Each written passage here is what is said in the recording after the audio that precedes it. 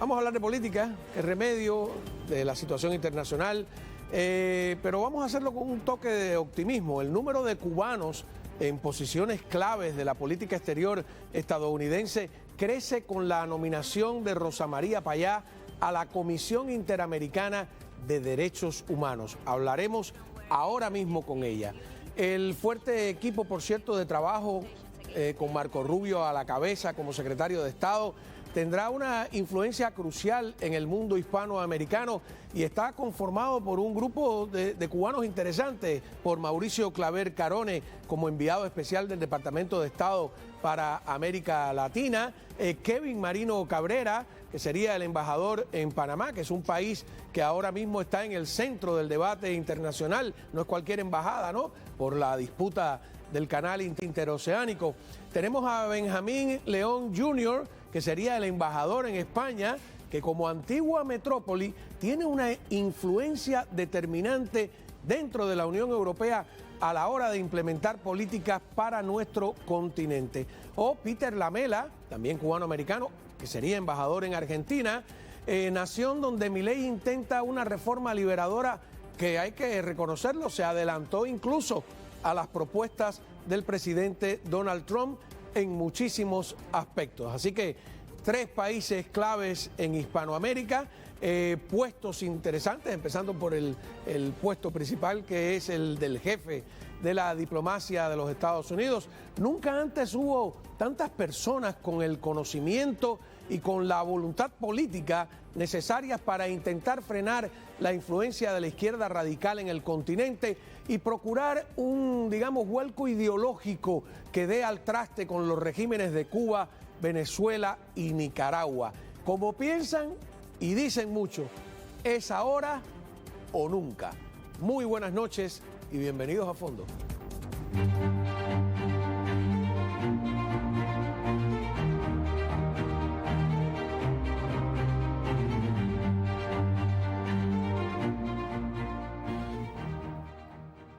Muy bien,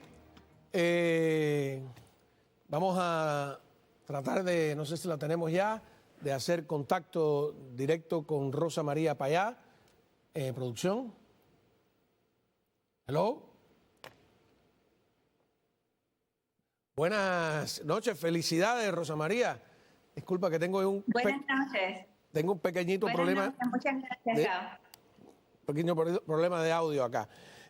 A ver, cuéntame, porque hemos estado, la verdad que confesamos nuestra ignorancia, ¿no?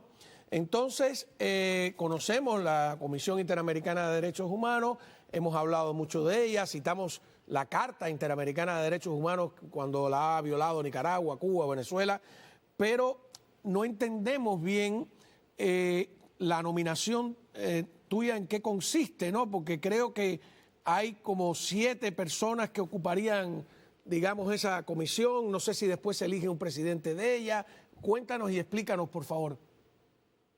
Exactamente. Muchas gracias por esta invitación, por las felicitaciones. Yo estoy profundamente agradecida al Gobierno Unido, secretario de Estado Marco, de nominarme como candidata de los Estados Unidos a la Comisión Interamericana de Derechos Humanos. Hay 7 comisionados que cumplen esta función. En la próxima Asamblea General, en junio, se van a elegir 3 de estos comisionados y Estados Unidos está impulsando mi candidatura para que yo sea una de las que pueda servir en la comisión.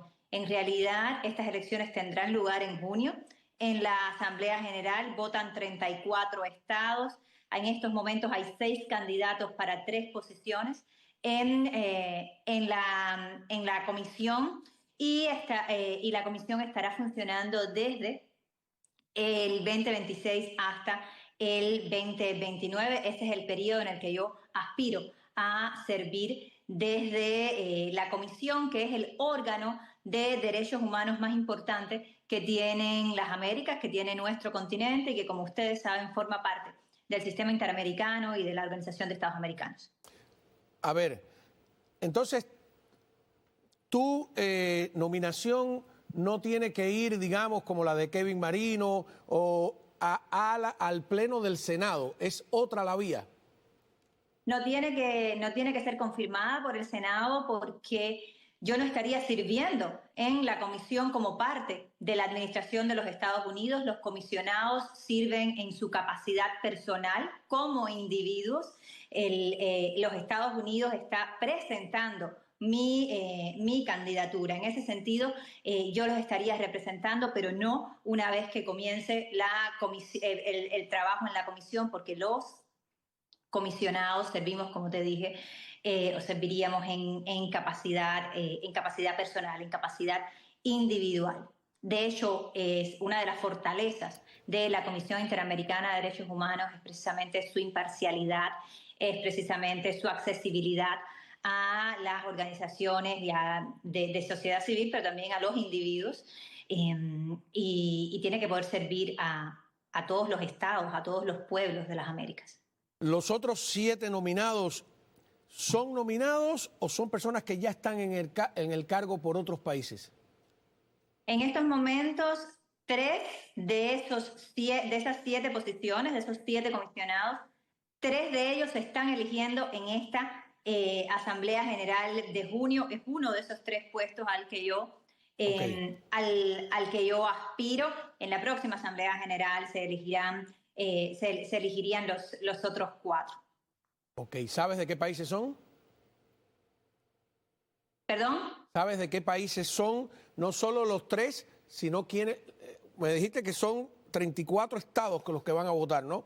Pero los 3 nuevos nominados, ¿cuántas? Bueno, en estos momentos hay 6 candidatos para 3 puestos. Brasil ha presentado un candidato, Colombia ha presentado un candidato, Perú ha presentado un candidato, México está buscando la reelección, Argentina ha presentado un candidato y yo como candidata de los Estados Unidos. Ok, que no depende del gobierno de los Estados Unidos tu confirmación.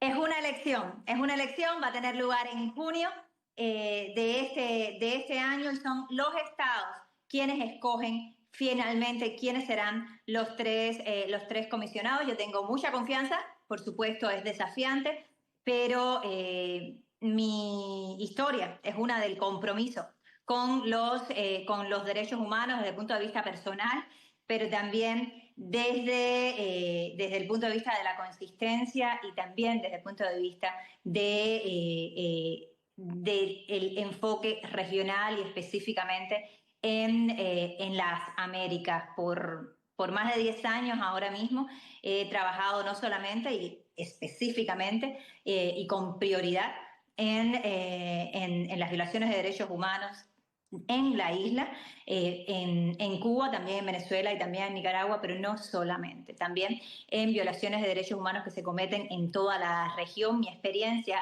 al frente de la red latinoamericana de Jóvenes por la Democracia ha hecho que haya podido trabajar con organizaciones de más de 20 países en toda la región. Conozco profundamente las complejidades de América Latina y estoy no solamente lista para servir, sino deseando poder aportar y contribuir al trabajo de la comisión, que recordemos, no solamente es el único órgano de la OEA que queda con jurisdicción sobre la isla, es también el órgano frente al cual nosotros por 10 años estuvimos trabajando con ellos para que pudiera salir el veredicto del caso del asesinato de mi padre y de Jaro Cepero, en este caso contra el Estado cubano.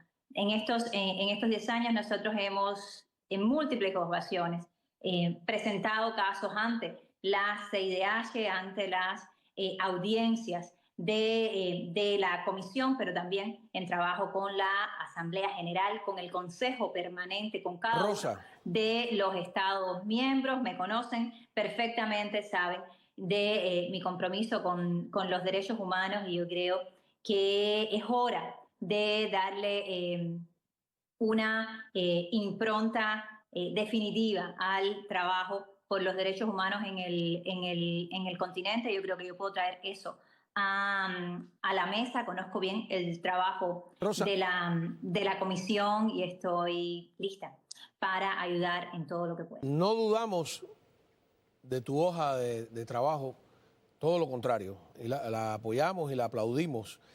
Pero ahora permíteme un análisis que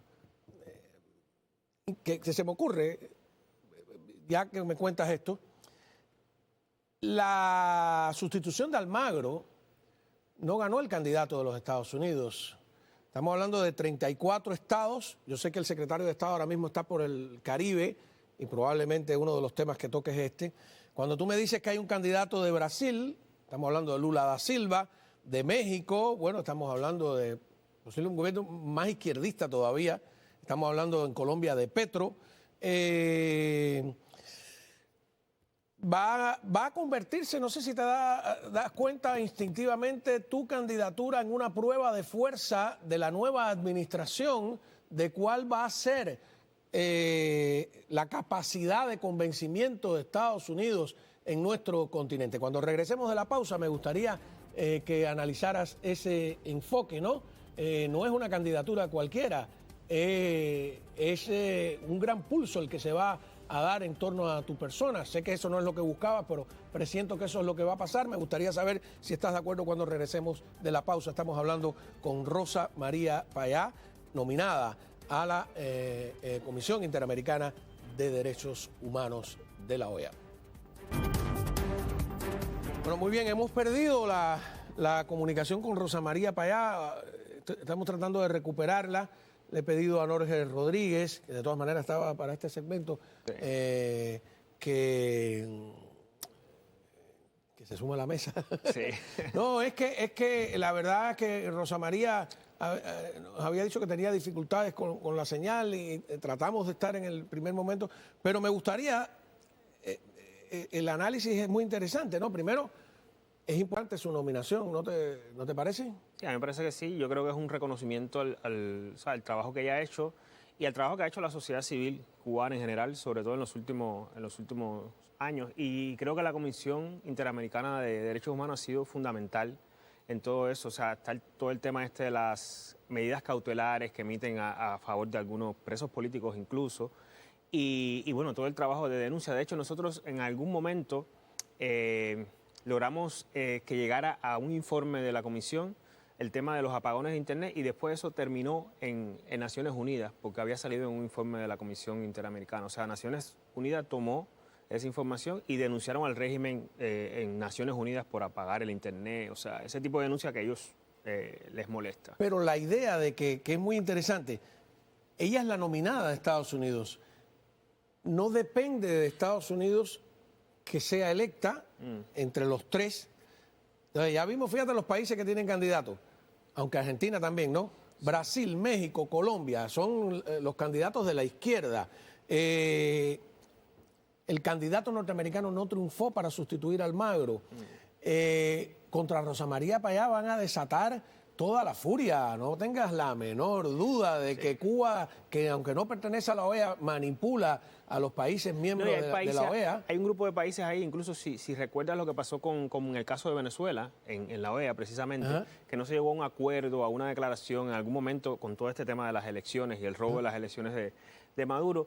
Venezuela y en conjunto con Cuba tiene control de muchas pequeñas naciones del Caribe y yo creo que esta gira que está haciendo Marco Rubio por el Caribe tiene que ver con eso, ¿no? O sea, Petrocaribe, que fue aquella institución que creó Chávez para comprar conciencias. Exacto, entonces tienes un sistema interamericano donde hay pequeñas naciones como esas que yo siento que también en algún momento la política exterior de Estados Unidos pues desatendió ese tema del Caribe y el castrismo aprovechó, ¿no? Donde no está Estados Unidos o llega Rusia o llega China o llegan pues estos elementos del sí, pero yo creo que Rosa María, sin ella proponérselo, va a ser el momento de donde Estados Unidos va a medir el pulso, porque Estados Unidos está tratando de recuperar su influencia en un continente al que le ha dejado de prestar atención durante demasiados años, no ha ejercido ninguna influencia importante, nada más que para apagar fuegos, y entonces que ella sea o no una de las tres que sea seleccionada como comisionado, que es el puesto, va a ser interesante, ¿no? Yo estoy seguro que no es el rol que ella está buscando, ni ningún cubano está buscando, pero va a haber que seguirlo de cerca porque, yo creo que es la primera prueba. Sí, pase lo que pase, yo creo que también pone sobre la mesa el interés de esta administración con el tema Cuba. O sea, está demostrado, o sea, Marco Rubio, que es de origen cubano, y varios embajadores que también, y otros. Tienes a Kevin Marino Cabrera, que es enviado especial para el continente, asesor especial de la Casa Blanca. Tienes por ejemplo, el embajador de Argentina. Kevin es en Panamá. Kevin es en Kevin Panamá, Marino, sí. que no, hablé de Mauricio Claver Carones, disculpa, Sí. mencioné a Kevin, estaba pensando en Mauricio. Mauricio Claver Carones, asesor especial del presidente para el continente. Kevin Marino Cabrera para Panamá, como dije al principio, ¿no? Una embajada clave por toda la polémica que hay. También en Argentina, en España, son países clave. Exacto. Oye, nunca había habido tanto cubano americano, tanto cubano en una posición donde, como yo digo, es ahora o nunca. Es ahora Y Rosa María Payá, su candidatura, su nominación, creo que es el primer gran pulso que vamos a ver. Es difícil, son 34 gobiernos con izquierditis aguda, muchos de ellos. Sí. Pero bueno, venías a hablar de una marcha, cuéntame. Sí, bueno, esto es una iniciativa que, como otras que hemos venido pues, a anunciar aquí, surge de una idea de Luis Manuel Otero desde la cárcel. O sea, cuando él llama por teléfono, muchas veces él pide, ¿no?, que se hagan acciones fuera. Y yo creo que eso también demuestra, ¿no?, esa conexión que ellos tienen, los presos políticos tienen con quienes están afuera, ya sean sus familiares, a veces envían cartas, por ejemplo, hay uno que envió una carta a Marco Rubio recientemente. O sea, esa conexión con lo que está sucediendo afuera de la prisión, pero incluso con lo que está sucediendo fuera del país. Y entonces él pidió que se hiciera algo, sobre todo después de de que el régimen dijo que no iba a excarcelar más presos porque no lo liberan, o sea, lo excarcelan. Y bueno, muchos quedaron, incluido él y Michael Osorbo, quedaron en prisión todavía, pues tratar de volver a conectar al exilio, a diferentes comunidades para que reclamen nuevamente, no solamente la libertad de los presos políticos, sino que nos devuelvan el país, ¿no? Recuperar ese país al que pertenecemos y del que hemos tenido que salir huyendo. Entonces, él pidió eso y lo que estamos haciendo es esta marcha que se va a realizar mañana. ¿Por qué no escuchamos el propio mensaje de Luis Otero Alcántara desde la cárcel de máxima seguridad de Guanajay, ¿no? Sí. Guanajay está ahora en la provincia de Artemisa. No tengo idea, ¿no? Porque como no recuerdo bien. Esta gente quieren cambiar la historia, la geografía, etcétera. Tenemos ahí la declaración telefónica de Luis Manuel Otero Alcántara. Adelante. Cuando quieras, ya. Voy a leerte un poema, de hecho. Un poema que tengo escrito hace un tiempo y viene de esa necesidad que siento por mí y por todo lo que está pasando alrededor de uno en este país y fuera. Dice, tengo que hacer algo. Si me siento a esperar, sé que algo pasará, pero las sillas son demasiado cómodas y no cabemos todo lo que esperan. Solo sé que debo hacer algo. No sé si morir 1000 veces sea ese algo necesario. Hoy me es imposible mover mis manos, mis pies, con mi boca, pero algo tengo que hacer. Algo que rompa mi estática. Nadie espera nada del otro. Algo hago, algo debo hacer, aunque no estén esperando y no me acompañen. No pretendo salvarme, yo solo sé que debo hacer algo.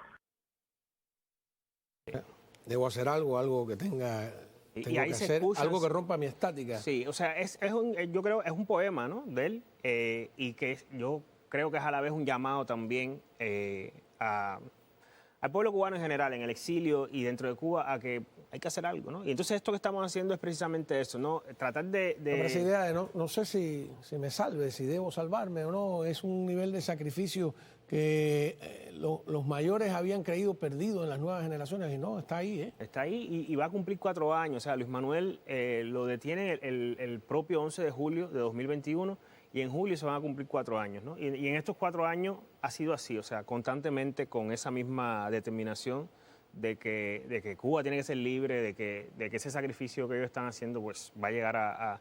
Y yo creo que es una conexión y por eso queremos hacer esto. O sea, la marcha va a salir del Monumento de la Brigada en la 8 y la 13, en la Pequeña Habana, y vamos a recorrer toda la calle 13 hasta en rumbo al Museo de la Diáspora y ahí termina la marcha. A esto se han sumado incluso... ¿Qué día es eso? Eso es mañana. Mañana viernes 28, 6 de la tarde en la calle 8, en el Monumento de la Brigada. Empieza a las 6 de la tarde. Empieza a las 6 de la tarde. Pero además se han unido otras iniciativas en otros países, que eso es otra cosa que en otro momento de esta historia reciente, sobre todo con el movimiento San Isidro, se logró aglutinar a personas exiliadas en diferentes países. Por ejemplo, en España se va a hacer algo también, se va a hacer algo en Canadá, ahora vi información de que van a hacer algo también en Canadá, en Argentina se va a hacer algo también, o sea, se han ido sumando diferentes personas, grupos que están en el exilio, no solamente aquí en Miami, porque al final, bueno, los cubanos estamos regados por el mundo, precisamente por la situación que tiene Cuba, pero hay muchos grupos de personas que están pendientes de lo que sucede en Cuba y que constantemente quieren hacer algo, ¿no? En sus comunidades, llamar la atención sobre todo ahora con la situación de los presos, pero en general sobre toda la situación de derechos humanos y de una respuesta a esa declaración cínica de no vamos a liberar a nadie más. Exacto, exacto. Olvídate de la iglesia y que es un modo de condicionar a Washington. Vamos a una pausa y cuando regresemos, si usted quiere participar en esta marcha, pues vamos a reiterar desde dónde sale, hasta dónde llega, a qué hora, por los presos políticos en Cuba. Muchos de ellos muy jóvenes, menores de edad incluso. Volvemos ya. En su gira por el Caribe, el secretario de Estado Marco Rubio reitera fuertes declaraciones sobre las misiones médicas cubanas. Veamos. Yeah, I think the first thing is to separate medical from the labor issues that we are pointing to. Okay, this is not about doctors. Okay, this is not about the provision of medical assistance. We have no problem with medical assistance. We have no problem with doctors. We have a problem, and I'm not speaking about Jamaica. We've discussed this today about, you know, following international labor standards and the like, but I'm just talking about this program in general, how it's operated around the world. And how it's operated around the world is that basically the doctors are not paid. In many other parts of the world, the doctors are not paid. The doctor, you pay the Cuban government. The Cuban government decides how much of anything to give them. They take away their passports. They basically operate as forced labor in many places. Now, there are places that have better labor standards. Perhaps Jamaica is one of those, and that's fine. But I'm describing generally what the program has been. It has operated in that way in many parts of the world and placed these people in tremendous danger. And so I think we can all agree that the trafficking in labor, be they doctors or farm workers, is not something that we would want to be supportive of, and we find that to be an egregious practice on the part of the Cuban regime. Now, every country operates their program differently. And obviously, because of our relationship with Jamaica, we're going to engage with them on that and talk about it further and have a better understanding. Perhaps none of this applies in the way it's handled here. But generally, that's the problem with the program. It's not that they're Cuban doctors. It's that the regime does not pay these doctors, takes away their passports, and basically it is, in many ways, forced labor. And that we cannot be in support of. Again, not speaking about here in particular, but in general about the program. A pesar de estar siendo cuidadoso, mi experiencia es que ese tipo de preguntas en una conferencia de prensa las manda a hacer la embajada cubana con sus... Es típico de años en ese tipo de eventos. Recientemente ahora también. Entonces se han tropezado con una persona que conoce el tema. Sí. Y ellos no están acostumbrados a eso. Ellos estaban con ese tipo de preguntas, ponían contra la pared a los funcionarios norteamericanos, que imagínate John Smith de Oregón, le tiran esa pregunta y empieza a dar tumbos. Entonces, aquí tienen un problema, ¿eh? Claro, y además ha sido, o sea, desde que Rubio estaba en el Senado, pues esto ha sido parte de su trabajo y además conoce bien todo lo que se ha hecho sobre todo en los últimos, digamos, 8 años con todo este tema de los médicos, porque hay que recordar que el tema de los médicos durante mucho tiempo ellos lograron, incluso dentro de Estados Unidos, venderlo como un tema humanitario, que Cuba estaba ayudando, ¿no? Y luego, de hace un tiempo para acá, investigaciones también que hizo la sociedad civil, ¿no? Muchos grupos han investigado sobre esto, pues se ha demostrado pues, que precisamente cómo funciona esta estructura. Y yo creo que si realmente durante este periodo pues se presiona con todo lo que lleva esto, ¿no? Va a ser o sea, el daño que le va a hacer al régimen va a ser realmente significativo, porque es una de las entradas principales que tiene el régimen de dinero junto al turismo, que ahora también está en el piso. O sea, les va quedando cada vez menos. Recientemente ellos hicieron también anunciaron estas sanciones de visas a personas, incluso de gobiernos y de empresas extranjeras que estuvieran involucrados en algún tipo de negociación con este tema de los médicos. Y hay que ver qué sucede, por ejemplo, en el caso de México, donde hay varios médicos trabajando y México le paga millones de dólares al régimen, y con el tema del petróleo también que México le envía, que no sé si tiene algún tipo de relación realmente con como sucede en Venezuela. Entonces yo creo que o sea, la tienen difícil realmente. El tema de los médicos es un modo de blanquear, de esconder un financiamiento al régimen castrista. Total. Está subvencionando. Pero fíjate, ayer estaba escuchando a un médico cubano que había regresado de una misión hacía 2 años y no le habían pagado. No le habían puesto, parece que no es que le paguen los dólares que le dieron, le ponen en una tarjeta, no le habían puesto en la tarjeta 2 años después el dinero que le habían retenido, porque ellos le retienen el grueso del salario, parte se lo dan a los familiares que están en Cuba, que esos familiares se quedan en Cuba como rehenes, por cierto, ¿no? Entonces, es un mecanismo... Sí, es un mecanismo para que porque si le dan todo el dinero al médico, el médico puede huir con todo ese dinero. Entonces, te lo pago en Cuba para que tú tengas que regresar a Cuba a buscar, o sea, para que no te vayas. Todo es en función de que no huyas. Por eso le quitan el pasaporte, por eso que si te vas, entonces te castigan con los 8 años esto de no regresar. Y evidentemente esas son técnicas de tráfico y es la humano, fuente de financiamiento del régimen castrista. Una de las principales fuentes. Ahora mismo, en algunos momentos ha sido la mayor fuente. Ahora mismo, con el turismo en el piso, que por ejemplo, Canadá bajó el turismo canadiense, o sea, ha bajado el turismo de todos los destinos. Ahora mismo es el tema de los médicos el que más recursos recursos públicos. No sabemos los otros recursos de negocios ilícitos en lo que ellos están. Ahora,